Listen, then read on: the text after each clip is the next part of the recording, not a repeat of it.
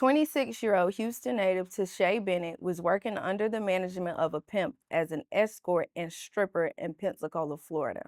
She was staying at the Sweet Dreams Inn motel off of North Davis Highway in Pensacola, which is known to be a pretty sketchy motel.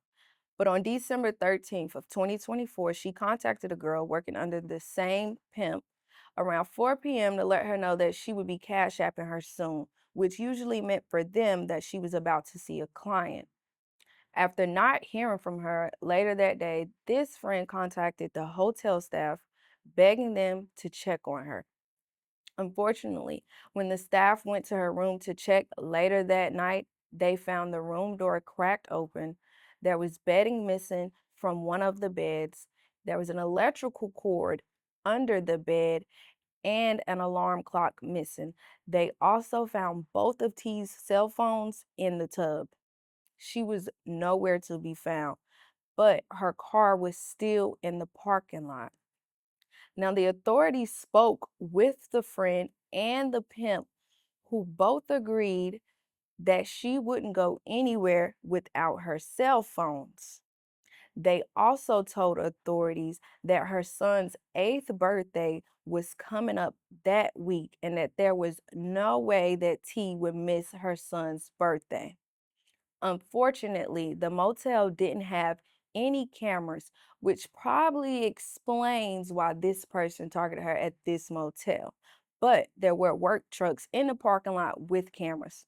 The work trucks caught footage of a red Mazda parked in front of T's room, number 130, around the time she was last heard from.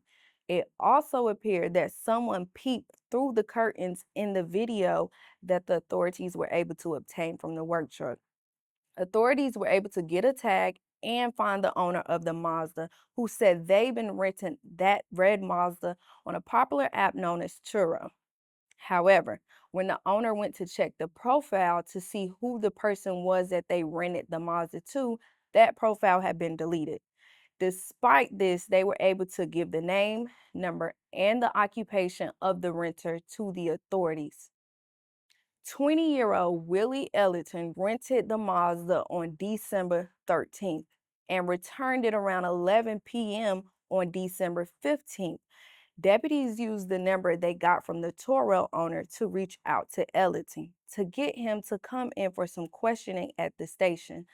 But Ellington said that he wasn't able to get off of work and used that as an excuse not to meet with the authorities.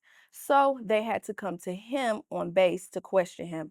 When asked if he was at the motel in the vehicle he rented, his response to authorities was, "How did you know that?" He insisted during this meeting that they didn't take his phone. However, authorities seized his phone and executed a search warrant, which led to info showing he did arrive at the motel around 3 p.m.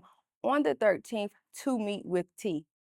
Ellington's Google searches confirmed authorities' suspicions. Things like what does a dead body look like after 2 days? How many prostitutes murders go unsolved in a particular time period? If someone's strangled, can they talk? Can they yell? Can they scream? These were all his searches that they found once they seized his phone. Police also found child porn showing sexual abuse of girls appearing to be 11 to 12 years old.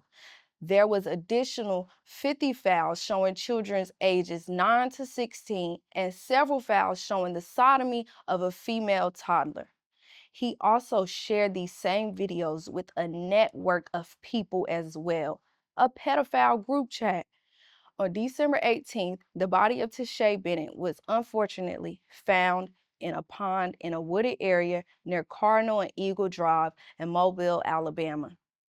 Military personnel reported that he escaped base and had info that he was trying to sell personal items and inquiring about the Greyhound. So this man knew he was caught and was trying to get away, y'all. Anyways, with this information, police were able to alert the authorities in Opelika, Alabama, and extradite him back to Escambia County. He was initially facing 35 charges of child porn and first-degree premeditated murder, which would mean a maximum sentence of 470 years in prison.